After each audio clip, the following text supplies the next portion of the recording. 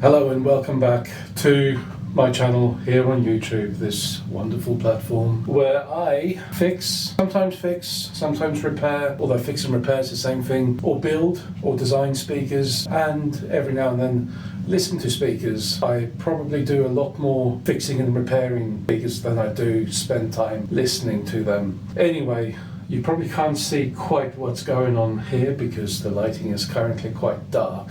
So, lights, camera, action, and let's take a closer look. So what I have here is an RCF M801 media series, no less, speaker. In fact, I have a pair of them. I've recently acquired these because they are slightly broken, and by slightly broken I mean they're only partially broken. The tweeter works fine, the crossover works fine. The only thing that is actually broken is the main driver, an 8-inch driver that sits right here, has ceased functioning. The coil has melted. How do I know it's melted? Because I've already opened the other one and it smelled like death in there. So yeah, the woofers in these are thoroughly dead. So today I invite you on a journey with me to see how we get from a fully assembled speaker to a partially disassembled speaker, get the grill off, get the driver out,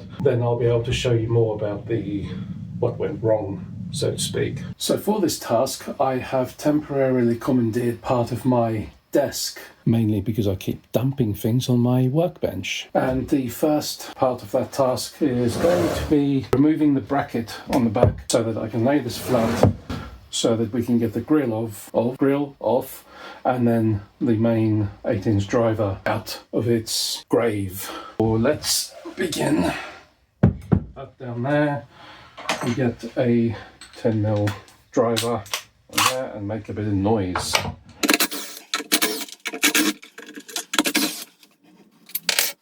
Let's get this bracket out the way, dusty, and there's a spring washer stuck in there. While I'm here, I'm just gonna give this a quick brush, mainly because I don't want the dust settling, dusty. I don't want the dust sticking on the desk. Let me bring in the cavalry, load it. I know that's noisy, but it does the job. Right, so let's flip it back over, and now probably the hardest task is getting this grill out because it is spring loaded and there's a channel on the inside of both edges where it just sits in there very snugly.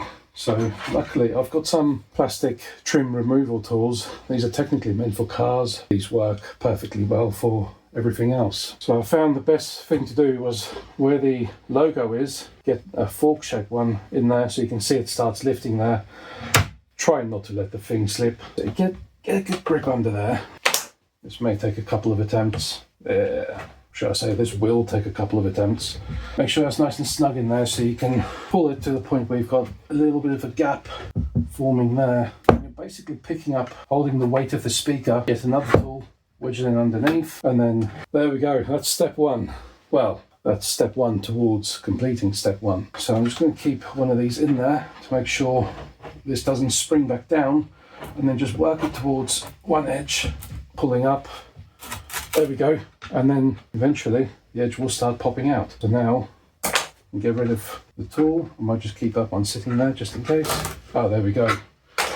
So, and easy as that, the grill pops out, and the reason it's so well held in there is because this is a steel grill. It's very stiff. It's in there. Okay, let's set this aside. Here is our sickly patient, this 8-inch driver, held in with 6 screws, which is annoying because I've already looked for replacements online and the majority of speakers in this size only have 4 screw holes. There are a few with 8 screw holes, but I couldn't find anything that uses 6, not as a sort of economical replacement. I did find one company that make a 6-hole 8-inch driver, but they charge more than I can probably resell this for. So what I have done in the meantime is I've purchased an equivalent, same size 8-inch 8-ohm driver, but with 4 mounting holes. The idea is you reuse 2 of them and then drill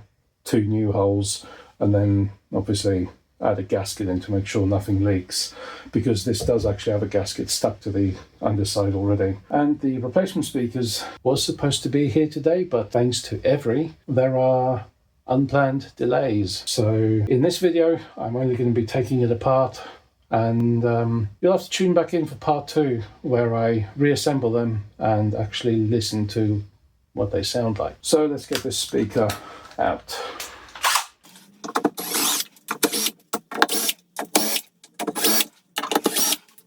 Now they're all loose. My last few winds, the screws out.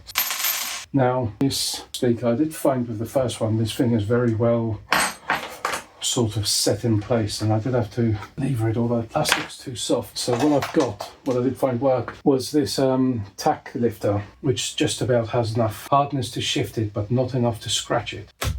See, there you go, just that little bit of a click, just to loosen it from its grave, from its seal, and then with your fingertips, there we go. There's the driver out, there we go. And just a quick sneak peek inside. There you can see the crossover, yeah, all the good stuff. So you can see the tweeter as well. If I move, this thing's bloody heavy. So it's a great big horn tweeter. Thing's almost the size of the main driver. It is, well, it is big. Okay, so now obviously next task is actually removing these little spade connectors, which oh, that one came off easily. Last time I had a real struggle trying to get these off the other one, because they do have a little locking pin. These have been installed in a way so the locking pin's only accessible from the other underside. So normally, I suppose it should be connected this way up, so you can push a little sharp pointed tool in there to release them. And I haven't got anything on the hook, so I'm just having to force it off. And luckily, without damage, cables are loose. So this bit, I'll come in for an extreme close-up. You can't really see any immediate damage just looking at it, but saying that, oh, that stinks. So this one doesn't sound as bad as the other one. When I'm moving this and it's pumping all the residual air out of that vent hole, it stinks like electrical house fire stinking. I can only imagine that coil in there is melted beyond belief. I've already disassembled and thrown that away to see how bad the damage was, to see whether the coil was replaceable. It was so well fused in there, you would have had to replace the whole magnet, and it just, no, it wasn't worth it. It would be a lot quicker, a lot cheaper to just buy a replacement driver. I did test on the other one, hooked up the speaker to an amplifier, and there is zero output.